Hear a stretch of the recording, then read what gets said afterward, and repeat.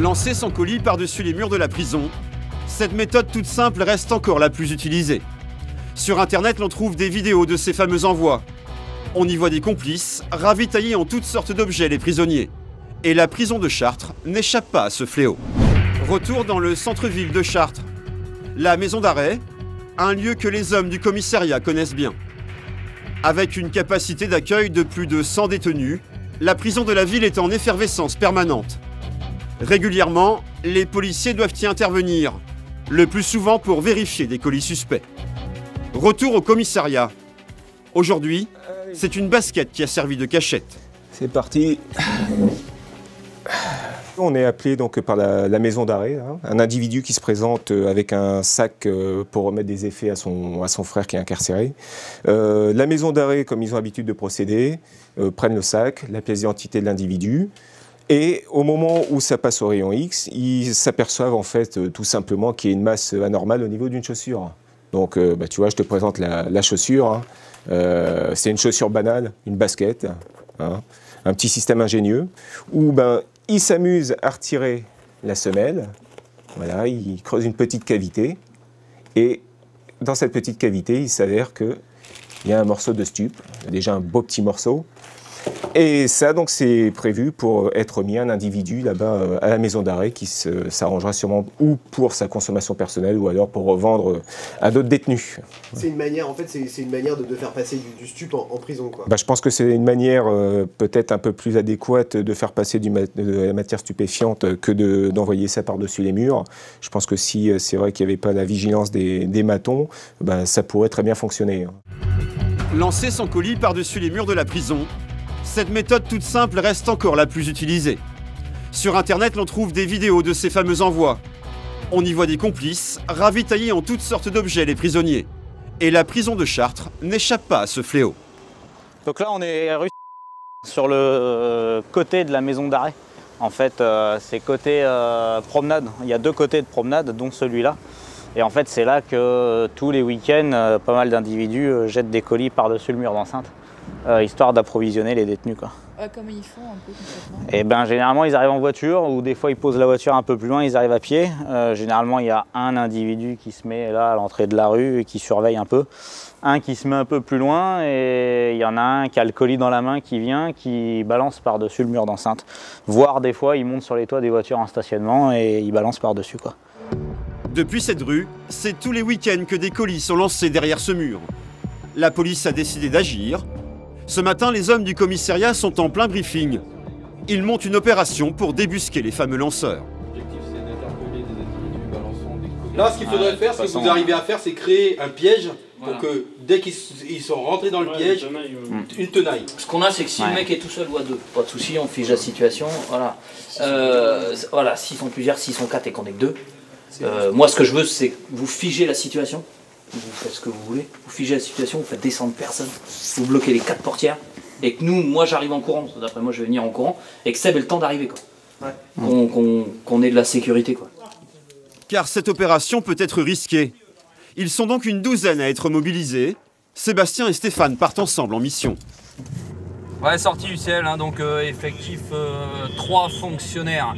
On se rend donc secteur de la maison d'arrêt. Hein. On monte un dispositif de surveillance sur les jets d'objets illicites à introduction dans la maison d'arrêt. Le plan est simple.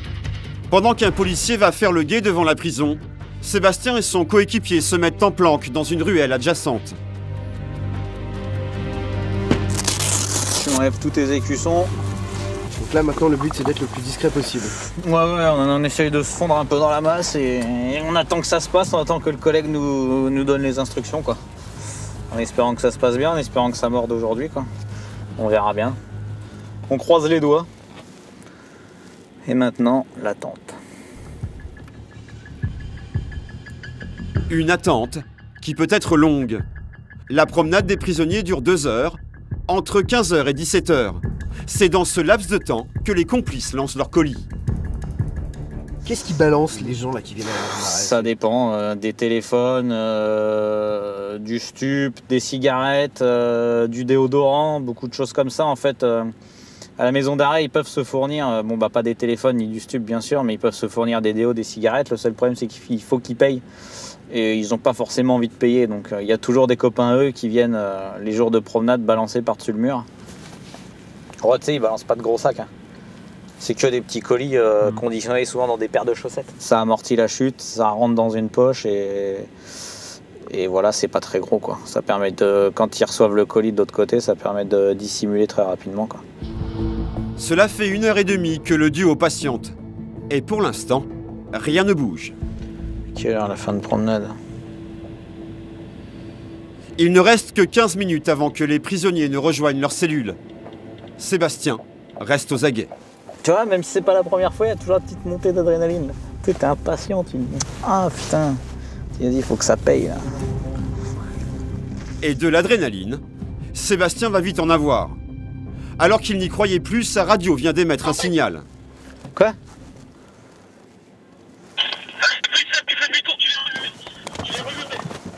Des individus ont été aperçus en train de lancer un colis.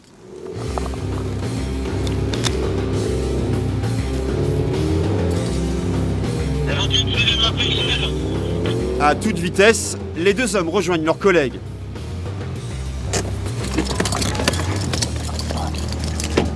La voiture des suspects a déjà été stoppée.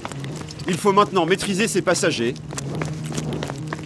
Et en ne sachant pas à qui ils ont affaire, les policiers ne prennent aucun risque. Les deux arrière en priorité. Attends, j'ai ma ceinture aussi. T'as pas la ceinture. Ouais, qu'est-ce qui se passe?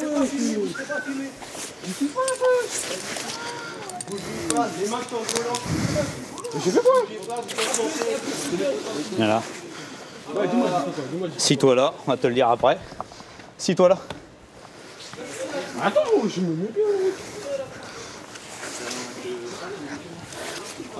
Tiens, tu me le surveilles? Donne tes pinces. Dans la voiture, ils sont 5 et ils ne se laissent pas faire. Mais non, tu laisses tranquille. Bah, ça va bien se passer si tu te laisses faire. Tu donnes tes mains, puis on en parle pas.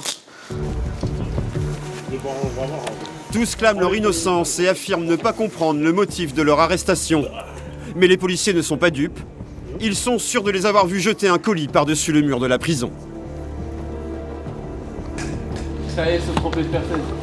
On n'est pas là par hasard. Hein. Voilà par hasard. Bah non, c'est pas un hasard si on est là. Je crois que vous êtes trompé de personne. Moi je crois pas. Sébastien et ses collègues peuvent être fiers d'eux. Leur opération a bien fonctionné et la planque a porté ses fruits. Bah 5 interpellations pour les jets de projectiles à la maison d'arrêt. Voilà, c'est toujours ça de fait quoi. On n'a pas travaillé pour rien. Moi. Les 5 interpellés sont amenés au commissariat et accueillis par le major Martin. C'est avec ta voiture? Donc on va faire une perquisition de ta voiture. Accompagné du propriétaire du véhicule, le major va procéder à une fouille minutieuse de la voiture. Donc dans le cadre de cette affaire, on va faire une perquisition avec le conducteur du véhicule, de son véhicule, pour voir s'il n'y a pas un restant de colis, d'objets illicites dans la voiture, puisqu'on sait qu'ils ont été interpellés en train de jeter un colis par-dessus le mur de la maison d'arrêt. Donc ça fait partie des investigations qu'on mène pour l'instant. Rien de particulier. Alors, qu'est-ce qu'il y a dans ce carton? Rien. C'est qui ce téléphone? Je sais pas, c'est quelqu'un qui avait pas envie que le téléphone il vienne chez les flics? Ouais, je pense. On va l'exploiter. Il y a encore un téléphone là. La fouille n'a pas donné grand-chose. Seuls 2 téléphones ont été saisis. Leur contenu sera examiné dans l'espoir d'y trouver des éléments de preuve. En attendant, les 5 suspects nient fermement les faits qui leur sont reprochés. Qu'est-ce qui s'est passé là? Moi j'ai rien compris, je suis même pas proche là. C'est quand même étrange, tout le monde ne comprend rien de cette histoire. Sur la petite ma mère, je comprends rien du tout. Je vous jure, je joue pas le sérieux là. Je vais vous notifier votre placement en garde à vue. Donc la garde à vue, vous connaissez le principe? Non, je connais rien, je connais pas le principe. Vous avez déjà été placé en garde à vue? Si, une fois il y a longtemps. Les auteurs présumés sont placés en garde à vue et passeront leur nuit en cellule. Ils sont séparés pour éviter toute communication. Vous ne parlerez pas entre vous. Dans quelques mois, ils seront convoqués au tribunal correctionnel. il risque une peine d'emprisonnement.